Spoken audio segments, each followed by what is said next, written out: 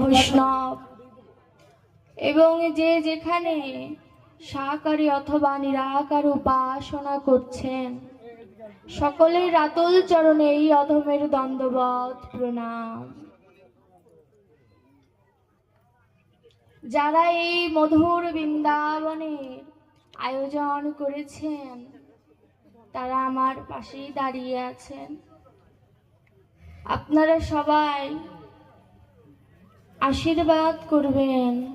এবার যেমন তারা নববৃন্দাবন সাজিয়েছে, প্রতি বছর বছর যেন এমন করে সাধু গুরু বৃন্দাবনের আয়োজন তারা করতে পারে।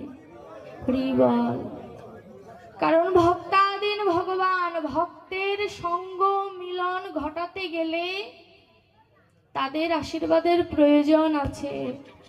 যখন একজন গৃহকর্তা সংকল্প করেন, ওই সংকল্পের সময়ই রাধা গোবিন্দের নিমন্ত্রণ হয়ে যায়। ওই সংকল্পের সময় পঞ্চতত্ত্বের নিমন্ত্রণ হয়ে যায়। আর নিমন্ত্রণ রক্ষা করে তারা কিভাবে? আপনাদের মতো সাধুগুরু ভক্তের মাধ্যমে তারা তাদের নিমন্ত্রণ রক্ষা করেন।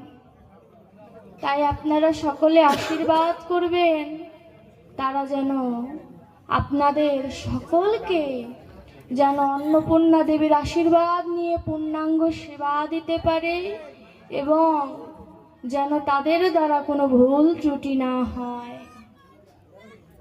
গতকালকে বিল্লমঙ্গল বাবাজি আপনাদের মাঝে এসেছিলেন। তার কাছে আমি অতি নগণ্য একজন জীব। তিনি তো সমুদ্র, আমি সমুদ্রের কণাও হতে পারিনি। আমি আপনাদের সন্তান স্বরূপ, পাঠক হিসেবে নয়, সন্তান স্বরূপ এখানে বসেছি। আমাকে আশীর্বাদ করবেন, কারণ মা বাবার আশীর্বাদ হচ্ছে শ্রেষ্ঠ আশীর্বাদ। আপনারা আমার কাছে মা বাবা স্বরূপ। তা আপনাদের আশীর্বাদ নিয়ে যেন আমি দুটি হরি কথা, কৃষ্ণ কথা যেন আপনাদের শোনাতে পারি, এটাই আপনাদের কাছে নিবেদন। অনেক ভক্ত এসেছেন।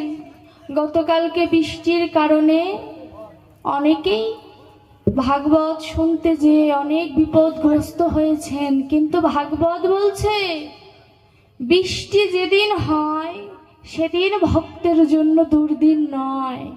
ভক্তের জন্য দুর্দিন জানো কোনটা? যেদিন ভক্ত সঙ্গ হলো না, যেদিন নববৃন্দাবনে যাওয়া